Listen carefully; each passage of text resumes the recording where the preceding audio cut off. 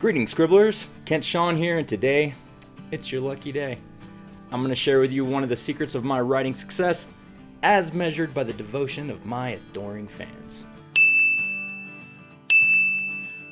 I am currently in the process of writing what will no doubt be a record-breaking bestseller, my debut novel, a science fiction action story called Charged. How do I stay focused and produce quality literary awesomeness day after day while maintaining a full-time job, being a full-time dad, and having a thrilling nightlife? You go to bed earlier than I do. Well, that's what we're going to talk about today. But first, if you haven't done it already, please like, subscribe, and hit the notification bell so you don't miss 1 second of writerly action. It's an unfortunate truth that creative people often suck at finishing what they start.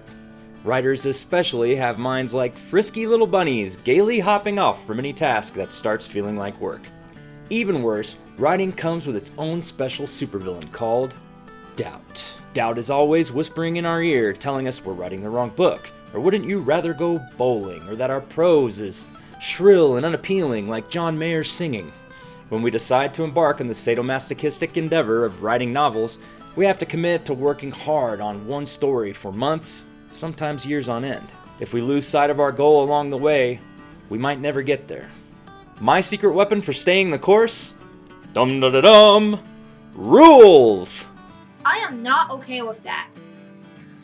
Wait a minute, Kent Sean. You seem to be saying that my delicate artistic soul should be shackled by the cruel iron chains of rules. I am an artist. Therefore, I am a wild and free spirit. That, scribblers, is exactly the problem. Us artistic types need a little structure to keep us on task. My solution to this problem is to make a few rules for myself to help through the long, doubt-ridden process of getting a first draft done. I jot those rules down and post them right above my monitor, so I have to look at them every time I sit down to write. Today I'm going to share with you a few of the rules I came up with to help me through writing the first draft of my novel, Charged. Rule number 1, plan, but stay flexible. Rule number 1 is to remind me that though I have an outline for my novel, I should always have one ear cocked for the muse in case she points me in a new direction. This is not to say that I should do something crazy like switching genres at the midpoint of the draft, but if that magic fairy of inspiration gives me a better idea for a scene or a plot point, I write that sucker and never look back.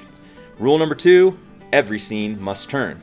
This is something beginner writers really struggle with. In newbie novels, there are invariably a lot of scenes and chapters that have no change in value. These scenes are flat and motionless, and no amount of beautiful prose can hide the fact that nothing really happened. What's up? Nothing. What's up with you? Nothing. If your characters are happy at the beginning of the scene, they probably should be miserable at the end. If your heroine feels safe at the beginning, at the end she should probably be dangling from the edge of a cliff. These are extreme examples, but I think you get my drift. Trust me, every scene you write that's worth a damn has a value at stake. Make sure that value shifts. Otherwise, your scene or chapter is just word vomit.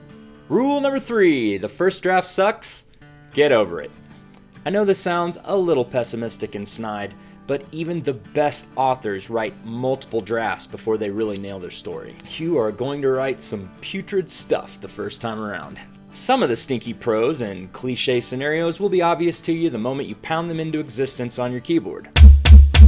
Others you won't catch until your first read through. By reminding myself that my first draft sucks, I give myself the freedom to keep moving. Don't slow down, scribbler, because that evil demon of doubt is always right on your heels. Rule number 4, scenes are around 1,500 words. I like to call this potato chip length.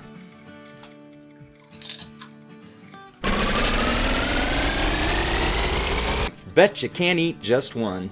Our main job as a writer is to keep readers turning pages. By keeping our scenes tight, we are constantly giving our readers new settings, new information, and keeping the overall pace of our story humming.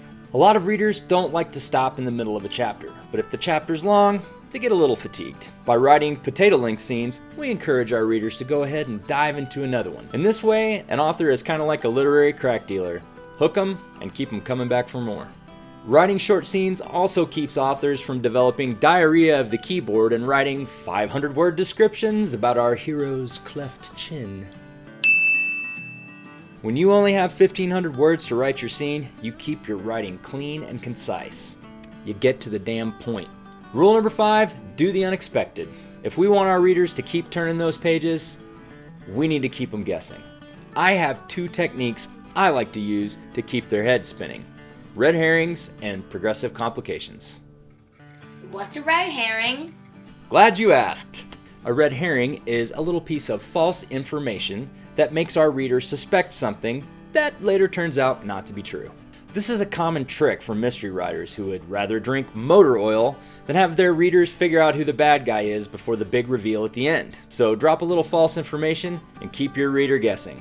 It'll pay off big time later on. Another way to do the unexpected is to use progressive complications to blow your hero's plans to smithereens. We all know in an action story that by the end the hero must defeat the villain. So how in the world can we do the unexpected without violating the expectations of our genre and pissing off our readers? Progressive complications to the rescue. A progressive complication is an obstacle dropped in the hero's path that makes it harder for him or her to reach their goal. Does your hero need some gadget or weapon to defeat the villain? Have him work his ass off to get it and then yank it away right before the big fight. Aww. Is your hero terrified of flamingos? And I mean, who isn't? Then go ahead and surround the bad guy's hideout with 1,000 pretty pink lawn ornaments. Wherever your hero tries to go, make it hard to get there. I could probably do an entire video just on progressive complications. If that's something you'd like to see, leave a request in the comments below. One more comment on rule number 5, and that is, if you're writing a scene and it's boring you, it's probably going to bore your reader too. Rule number 6, and the one that's probably going to get me in trouble, is don't treat this book like your masterpiece. You're gonna write 20 more of these suckers. Hey, I know what you're thinking. This Kent Sean guy, he went too far. My current work in progress is the most important thing in the world. It's going to change how people think, bring about world peace, cure cancer, shrink swollen membranes, and earn me a fleet of private jets. If you're thinking about your book this way, smack yourself. I'm not saying you shouldn't be passionate about your story. You absolutely have to be. What I am saying is that you should not treat your story like it's a precious little puppy, because you're going to have to chop it into little pieces later. Okay, what happens when you send your story out to beta readers and everybody hates your life-altering climax? You're gonna have to change that sucker. If you're too emotionally invested, this can be devastating. Don't put yourself through all that. If you want to write for a living, you're going to have to write a lot of books, and there's no telling which one is going to connect the most with your audience. That might be 3 books down the line from your current work in progress. If we get stalled out agonizing over our current project, we might give up and quit, and never get to the story that launches our careers and makes all our dreams come true. So there you have it. Those are the rules I've set in place to help me get through the first draft of my novel Charged. Do you have any rules for writing your first draft? Let me know about it in the comments below. If you liked the video, please don't forget to like, subscribe, and ring the notification bell. You can follow me on Instagram or Twitter, and please come visit my website, kentshawn.com. Till next time, scribblers, butts in seats, fingers on keyboards.